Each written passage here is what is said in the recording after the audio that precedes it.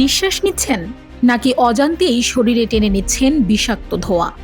ক্যালেন্ডারের পাতায় মে মাস অর্ধেক পেরিয়ে গেলেও রাজধানীর বাতাসে স্বস্তির বদলে মিলছে কেবল আতঙ্ক।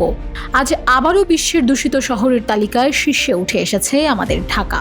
কিন্তু চমকে দেওয়ার মতো তথ্য হলো, পুরো ঢাকা শহর আজ সমানভাবে দূষিত নয়।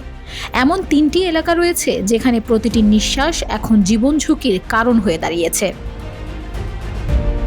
সুইজারল্যান্ড ভিত্তিক প্রতিষ্ঠান IQAir এর তথ্য মতে আজ সকাল 8:30টায় ঢাকার বায়ুমান সূচক ছিল 198, যা সরাসরি অস্বাস্থ্যকর পর্যায়ে পড়ে। তবে সবাইকে ছাপিয়ে আজ দূষণের কেন্দ্রবিন্দুতে পরিণত হয়েছে আগারগাঁও এলাকা, যেখানে বায়ুমান স্কোর 273।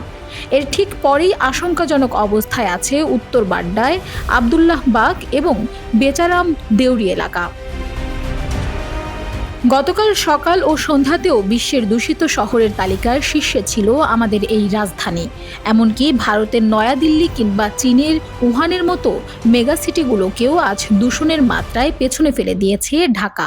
বিশেষজ্ঞরা বলছেন, সাধারণত এপ্রিলের বৃষ্টির পর ঢাকার বাতাস অনেকটা নির্মল হতে শুরু করে, কিন্তু এবারের মে মাসে বৃষ্টির দেখা মিললেও বায়ুমান উন্নত হওয়ার কোনো লক্ষণ নেই। এই ভয়ঙ্কর পরিস্থিতি বিবেচনায় IQAir আজ ঢাকাবাসীর জন্য জরুরি কিছু পরামর্শ দিয়েছে। আজ ঘরের বাইরে বের হলে অবশ্যই মাস্ক ব্যবহার করতে হবে এবং বাইরে কোনো প্রকার শারীরিক ব্যায়াম না করাই ভালো। এছাড়া দূষিত বাতাস থেকে বাঁচতে ঘরের জানালাগুলো বন্ধ রাখার পরামর্শ দেওয়া হচ্ছে। শহর যখন ধোঁয়া আর ধুলার চাদরে ঢাকা, তখন আপনার সচেতনতাই হতে পারে আপনার শেষ রক্ষা। Desk report, Bangladesh bulletin.